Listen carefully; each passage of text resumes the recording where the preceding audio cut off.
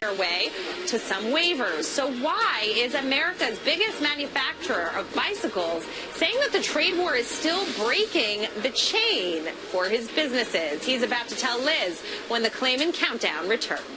The CEO of Kent International, the biggest bicycle supplier in the U.S., told the Claman countdown a few months ago that he was pushing the Trump administration hard for a 5-year tariff waiver on bicycle parts. Fast forward to today, and they got it, but look at this paltry number.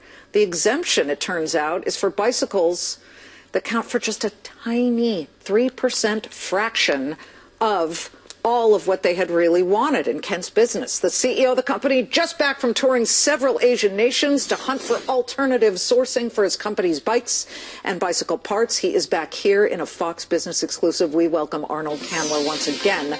He's the chairman and CEO of the 100-year-old Kent International, the nation's largest supplier of bicycles and Walmart's largest supplier of bicycles. Well, one of the largest anyway. Okay, well, I gave you a bigger promotion here. Okay. All right, Arnold, you're just back from Asia. But when you got the news that bicycles were going to be exempt, what was your first thought when you got the actual detail of what the Oh my exemptions goodness, were? you know, we only got partial details, and we were so excited. We felt like, oh my God, we hit the jackpot.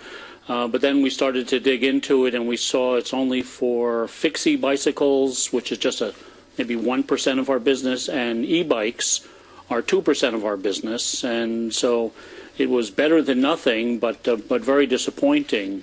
And the e-bike issue really struck a very painful nerve, did it not? Because you had already, in an effort to navigate this very unfamiliar landscape, because it keeps changing under our feet depending on which week we're looking at, you had already made a shift that ended up biting you guys, correct? That's correct. You know, President Trump said to everyone, get out of China, find other places. And so we found a terrific e-bike manufacturer in Taiwan. Mm-hmm. The price was about 12 to 15% higher than China, but with the tariffs of 25%, we figured it's a win.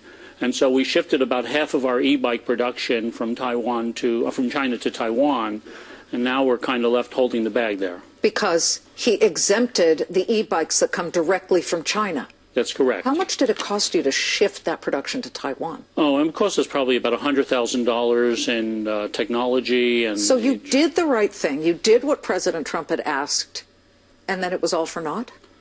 Well, that's what it looks like right now.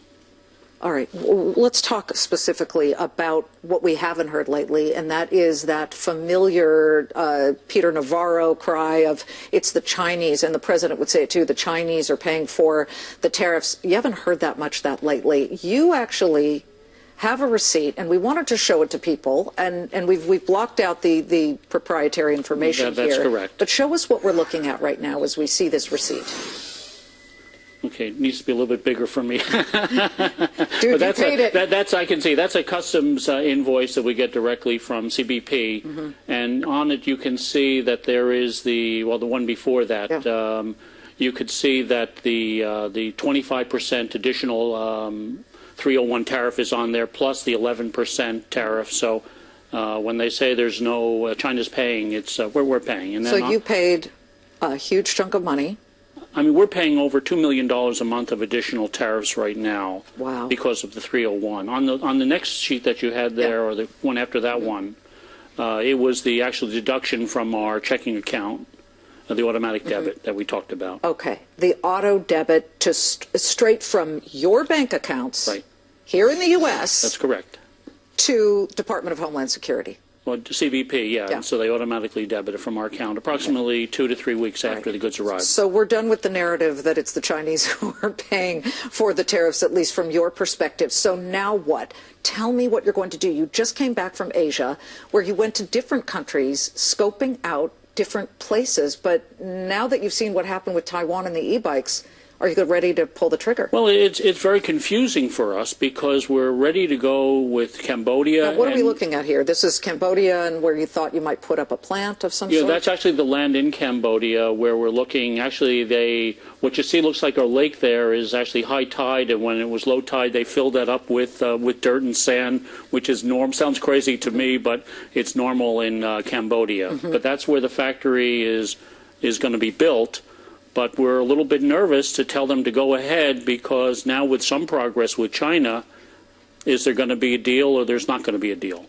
Well, this goes back to the e-bike waiver. And once again, to be clear, you made e-bikes, you were importing them from China, you moved it to Taiwan, and then suddenly you're still paying more than because of the waiver that came in for the Chinese e-bikes.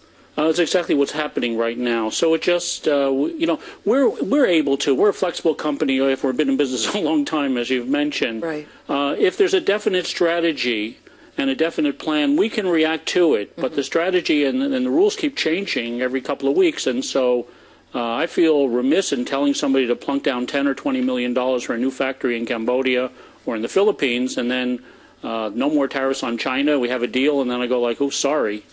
You got 200 employees. I just want people to know that in South Carolina and New Jersey, so good luck. And we hope your wife feels better because you had to come back early from the Asia trip because Gail hurt herself, right? Yeah, she's okay? Gail took a fall. We're having a chairlift installed tomorrow, but her spirits are doing great, and she's a fighter. Well, good luck. And Thank you thanks very much. Okay. Arnold Kamler of Kent International. Tough navigation here when it comes to the trade war. Now.